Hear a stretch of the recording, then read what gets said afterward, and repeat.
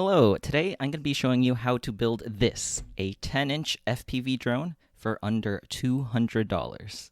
To accomplish this, we're going to be buying the parts off of Aliexpress and then using a blend of brand name parts as well as no-name brand parts in order to get the best value for your money. Links to the parts I'm going to use are all going to be in the description below. Now, before we get onto the build, let's actually do a little bit of a size comparison because it might be kind of hard to tell just how big this is.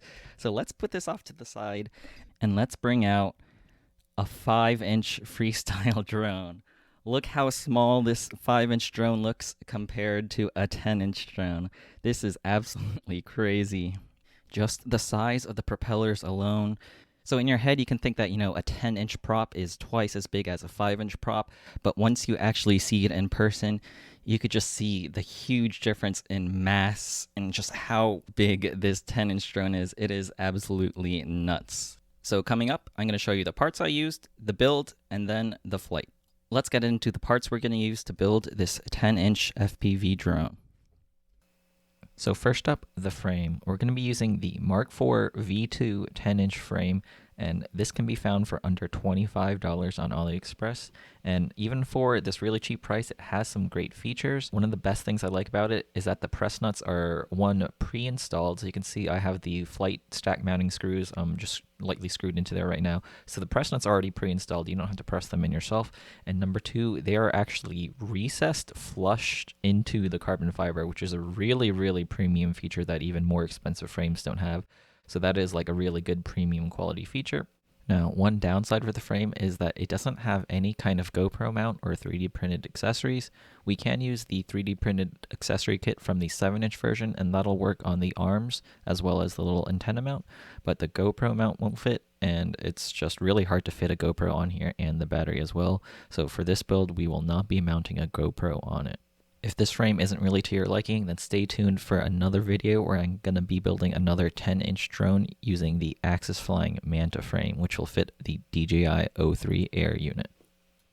For the motors, we're going for a generic 3 115 900 kV motors, and you can get a full set of 4 of these motors for around $50, which is absolutely crazy. That's the main reason why we can build this 10-inch build for under $200.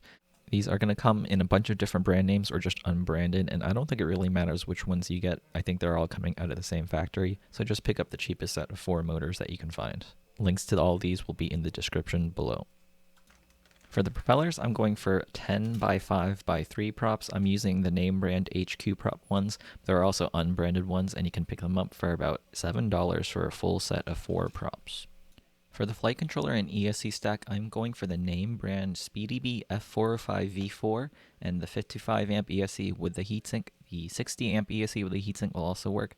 I really recommend the name brand one because, to be honest, I first started this build using the classic no name brand F405 stack that I used with my 7-inch build. And to put a long story short, the ESC failed, even though it's technically rated for 60 amps.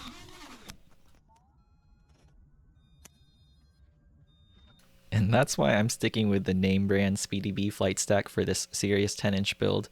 Either the F405 V3 or V4 flight controller, either one should work just fine. And for the speed controller, I think we should really use the one with the heatsink on it. So I have the 55 amp with the heatsink, and they also sell the 60 amp with the heatsink as well. For the analog video system, I'm going for the tried and true Rush Solo Tank video transmitter and the Rush Cherry antenna. This thing is made out of all aluminum and it only costs around $30. You can get video transmitters that are cheaper than this, but I think the value for the money, the Rush Solo Tank is really the best in the game. For the camera, either the Runcam Phoenix 2 or the Caddx Ratel 2 will do just fine, and you can find these for around $20. For the RC radio protocol, we're going for Express LRS 2.4 GHz, and I'm using a JHE MCU receiver, which you can find for under $10. And I also saw that SpeedyBee recently came out with a good affordable option for under $10 as well. And if you don't already have a radio, I really recommend the Radio Master Pocket Express LRS version. It's around $60, and they just released a Crush version of it as well, which comes in a whole bunch of different colors. And the main reason why I use it is that it's built like a tank. It feels really sturdy in the hands. Lastly, for the battery for this drone, I recommend something around a 6-cell 5000 milliamp hour LiPo. Now, I don't actually recommend buying LiPos off of Aliexpress because the shipping can get really messed up with these really big LiPo batteries, so I recommend buying locally. This size of LiPo is really popular with RC planes and 8th scale RC cars, so you might want to check around your local shops for batteries for those. Now it's time for the build. I always recommend doing a dry fit of as many parts as you can together before you actually get the soldering iron out and solder things together, especially in this case since these lower cost drone frames don't actually come with instructions, so you kind of have to figure out the screw sizes and everything on your own. This one wasn't too bad once I pulled up the listing on the AliExpress page and I used the pictures as a reference to assemble this frame together. As a part of this process, we have to figure out which way the battery leads are going to come out, and because the 10-inch frames are so big, I'm deciding to route the battery leads out the side of the frame. And while we're at it, instead of using the stock XT60 connectors that come with these stacks, I'm going to be upgrading them into a larger XT90 connector with larger gauge wires. This is because we're putting a lot more power through this drone, so it'll be safer to use the larger connector. Soldering these big connections is definitely going to be the hardest part of this drone build, so I think it's really important to start off with the right tools first. So for soldering iron, I really recommend either a pine sil, which is what I'm showing here, or a TS100. These irons have temperature sensors that are built into the tip, and so they react really fast and respond quickly to changes in temperature, so you can solder both big connections and little connections really, really well. And make sure you pick up 2 different tips. One, the stock tip, the small conical tip is good for small connections, and get a big flat tip for the battery and motor connections. So the first soldering job is the capacitor, and now I'm soldering the capacitor to the bottom of the battery pads, and I'm later going to twist the capacitor up to move it out of the way, and that'll also leave some room for the battery wires to be soldered on the other side of the ESC. And before soldering it in, just double check, do a dry fit of where the capacitor and battery leads are going to come out of your frame. Since I want the battery leads to come out the side of the frame, you can see I'm soldering the wires at a little bit of an angle. This is definitely the hardest soldering job because the battery pads are the largest heat sinks on this ESC, and so it's going to take a lot of heat to get the solder to melt properly. Once that's done, it's time to solder the XT90 connector to the battery leads, and once again the dry fit will really help in getting you to figure out the right length to make the wires. My wires are about 6 inches long. And if you don't feel comfortable soldering these big connections first, I definitely recommend just practicing. Like, you can buy a big pack of connectors and lots of wire and just practice making these big soldering connections. Next, it's time to solder the motors to the ESC. Now, I'm opting to use these connectors. These are called MR60 connectors. This will allow me to easily swap out the motors or the ESC if needed really quickly, but the downside is it'll just take a little bit more time to solder because there's more solder connections to make. This is completely optional if you want to use connectors or not. You're totally fine doing a direct wire solder between the motor and the ESC. Next, it's time to install our flight controller onto the stack, change our soldering iron tip to a smaller one, and then begin the process of soldering our components to the flight controller. The first one I'm starting off with is the VTX, the rush tank. I'm going to be putting the full wiring diagram in the video description below so you can follow along as I wire it up. So the VTX requires 4 lines. It needs the red wire, which is 9 volts, ground, which is black. It needs the video signal, and then finally the data line. Next, it's time to solder in our Express LRS receiver. This requires 4 lines, ground, 5 volts, RX, and TX. For our analog camera, we just need ground, 5 volts and signal, and that's it for all the soldering. Next, it's time to physically mount everything into the frame, starting with the VTX. Now, in the 7-inch build video, I used M2 screws to mount it and screw it directly into the 7-inch frame, but for this 10-inch build, I'm being a little bit lazy, and I'm just going to use a double-sided sticky gel tape. This should also flip the VTX around so that the cooling heatsinks are facing upwards, so I think that might help it cool a little bit better. And frankly, the gel tape holds it just fine. To mount the antenna, I'm using the 3D printed accessory kit that's originally designed for the Mark IV 7-inch frame. It works just fine on this 10-inch frame as well. And once that's done, screw in the camera into the camera mounting plates using the included M2 screws with the camera.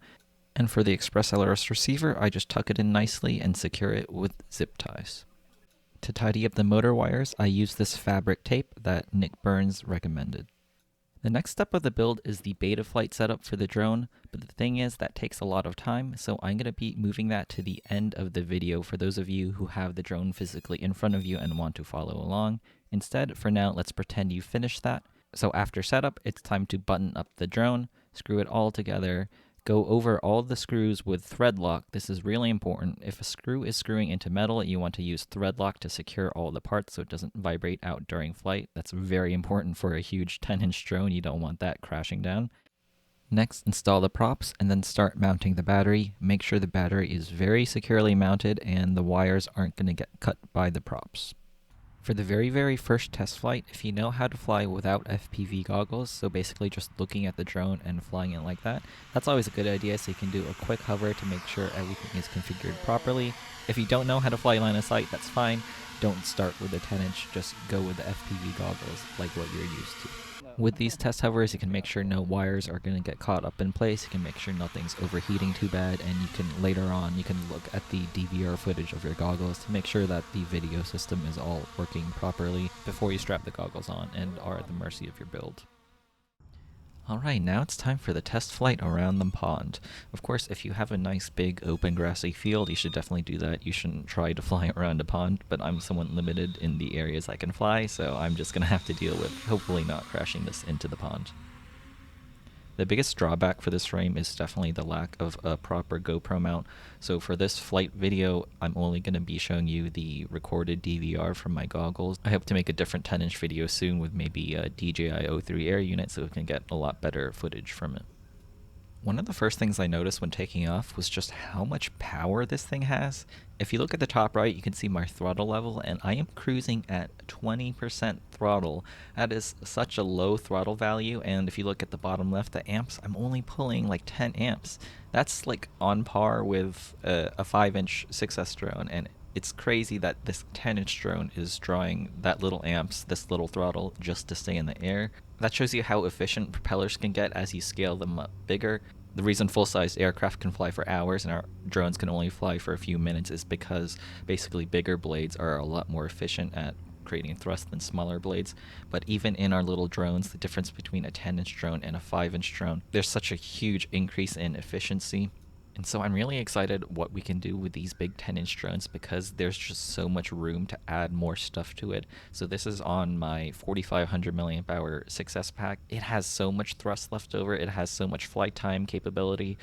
Spoiler alert, this flight, I'm not going to be showing the flight in its entirety because this flight lasts over 15 minutes and there's still plenty of battery left to spare. Yeah, this thing is an efficiency beast. So I'm wondering what happens if I could, double up the batteries. Will I get 30 minutes of flight time on it? I don't know. How fast can this thing go? Maybe I'll put a GPS on it and see how fast it can go. Overall, with these big 10-inch drones, it just looks like there's just so much flexibility in what you can add to it compared to our little 5-inch drones where you're pretty much limited to what you have. You can maybe add a GoPro on it, but you can definitely feel the weight of the GoPro. With this 10-inch drone, it just seems like anything is possible. Now, at this point in the flight, I'm 8 minutes in, and I thought I would have landed already, but clearly I have a lot of time left, so I got a little bored and decided to fly directly over the lake. I only did this once before I was like, you know what, I'm not gonna push my luck. Another point I want to bring up is just how quiet this drone is in its current configuration because it's using so little throttle, because the thrust to weight ratio is so good and efficient. This thing is absolutely it's so quiet, it's almost silent once you get like 50 feet away from you. It's absolutely crazy, so I'm actually going to bring it in closer to my GoPro recording so you can kind of hear how quiet it is and how quickly it drops off. Also, as I'm bringing the drone in closer to me, I'm noticing how stable this thing is in the wind. Because of its size, it doesn't get affected by wind gusts as much as a 5-inch drone, and so it feels really nice and stable to fly.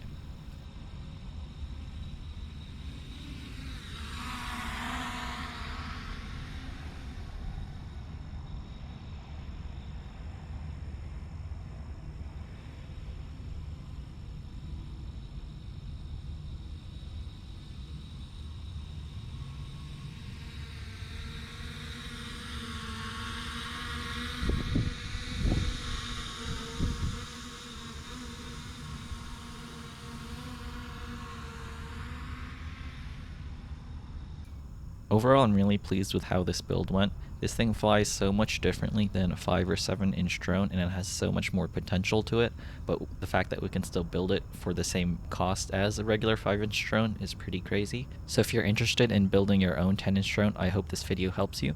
Also, if you aren't already subscribed, I'd really appreciate a subscription to my YouTube channel. Coming up next is going to be the full Betaflight setup. Thanks for watching.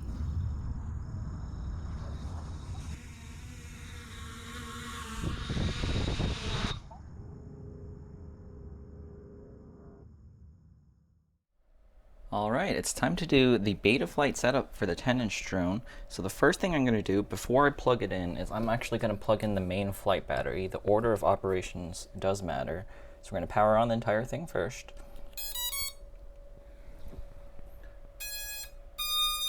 I'm going to make sure my VTX is on the lowest power mode. There's the power LED. It's green, which means it's at 25 milliwatts, so that's not going to overheat. That's good. And now I'm free to plug in the USB. All right, and we're connected. So first thing I want to do is make sure the orientation of the board is correct. So I'm going to start tilting the drone. I'm going to make sure that it tilts properly. So tilt forward, yep. Tilt back, yep. Tilt left, tilt right, yep. And rotate. Okay, so our board orientation and everything is all good. Next, we're going to go over to the motors tab. And I'm going to make sure that the way the motors spin is the right direction. So first we're going to do the motor order. So let's go to the reorder motors section. No props on. The battery's plugged in. So let's go ahead and do that. So the bottom right motor is spinning. It's pointing that way, so I'm going to click that one. Top right, bottom left, top left. And we hit save. Cool. All right, next we're going to go into the motor direction wizard. So once again, we're going to do that. I'm going to make sure the motors are spinning the right way. I do props in. So like this motor will be spinning in this way. That motor will be spinning in towards the front that way. And let's do them individually. So I'm going to click motor 1, which should be this. And I'm going to lightly put my finger on if I can't tell which way it's spinning. So here. This one is spinning the right way. It's spinning that way, so that's correct. Number 2. This is spinning the wrong way, so I'm going to hit reverse on that. There we go. So now it's spinning the right way. This is spinning the wrong way as well. It needs to spin this way. So we hit reverse on that. That's good. And then number 4. This is spinning the wrong way. Let's hit reverse. There we go. Now we just hit close, and that should be good. So the next thing I want to do is I want to set up the VTX. So the VTX, I have the control set up to UART1. So over in the ports section, I'm going to set UART1 to be the VTX, and the rush tank is a smart audio protocol. So I'm going to do UART1 smart audio, save and reboot.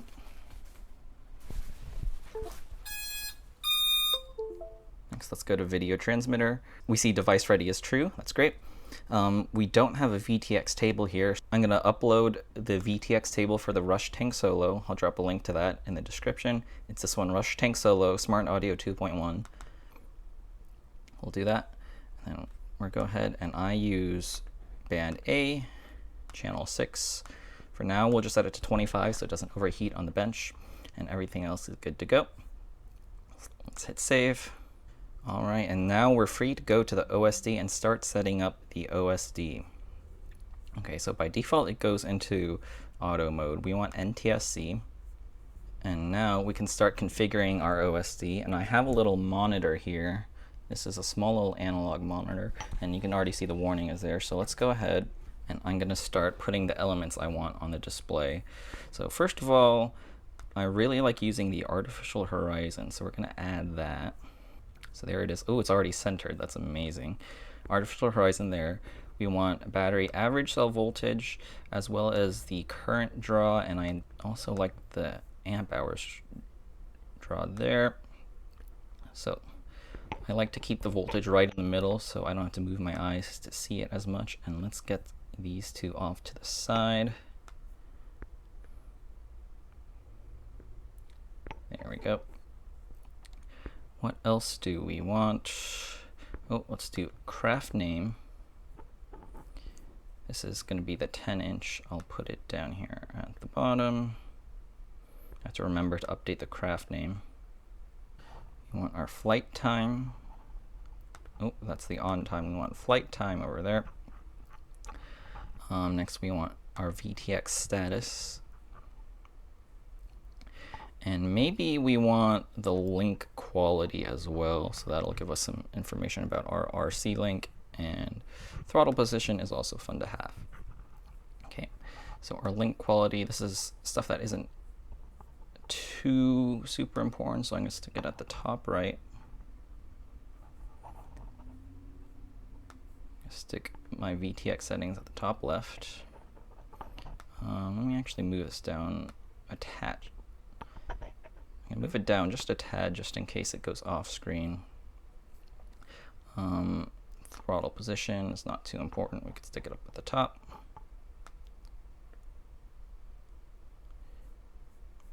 Flight time, I like to put at the bottom.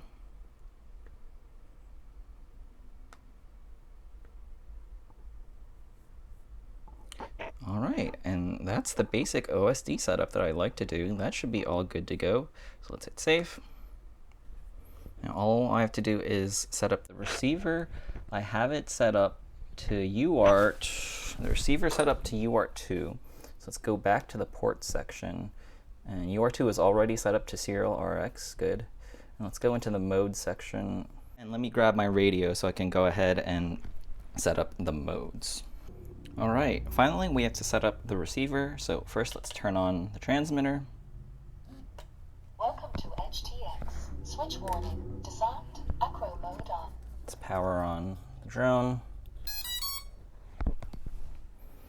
And now I'm gonna wait 1 minute for this blue LED to flash really fast, which means it's in Wi-Fi mode, which is at the point where I can enter in my binding phrase. All right, the blue LED is flashing fast, which means it's in Wi-Fi mode. So let me go over to my wireless connections and connect to the Express LRS receiver. It then opens up 10.0.0.1, and here I can enter in my binding phrase, which I'm personally using the word pineapple. Hit, hit save and reboot. And now my radio should show as connected once it reboots. Let's see. There we go, we have a good connection. Cool. So let's head on over back to Betaflight. And let's plug it in. And hopefully we can see that it's worked. We're plugged in. Let's go over to ports just to make sure, yeah, UART2 is serial RX. Let's go to our receiver, serial via UART, and ooh, we don't want S-Bus, we want Crossfire. Because Express LRS uses the Crossfire protocol. So we're going to hit that and do save and reboot.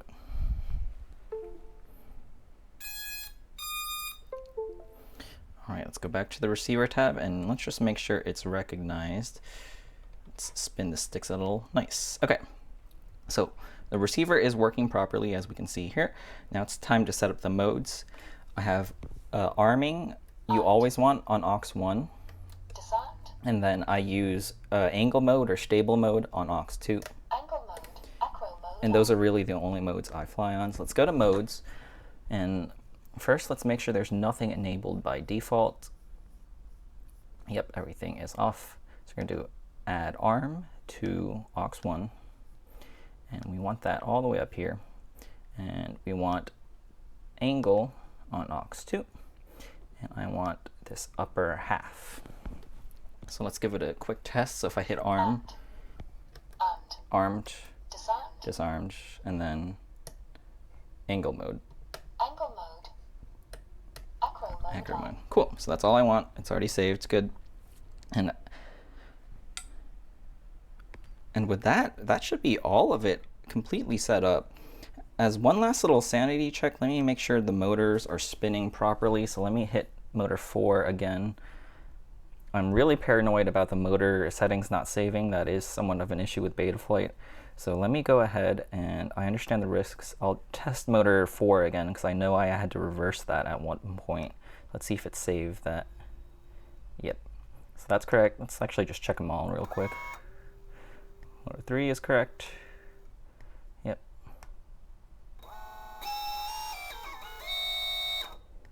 Yep. Motor 2. Yep. Motor 1. All right, everything is good to go. Now it's time to take it for a test flight.